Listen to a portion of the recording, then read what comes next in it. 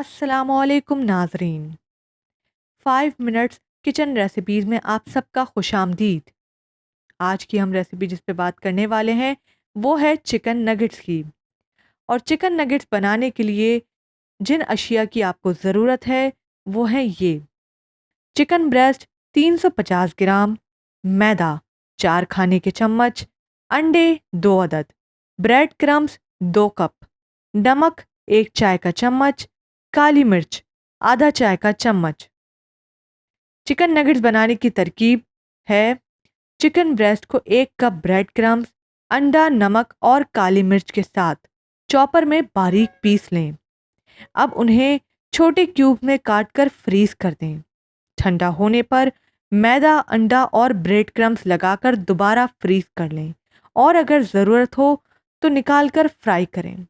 मज़ेदार chicken nuggets तैयार हैं। उम्मीद है आपको हमारी वीडियो पसंद आई होगी। तो थैंक यू। अल्लाह हाफ़िज़।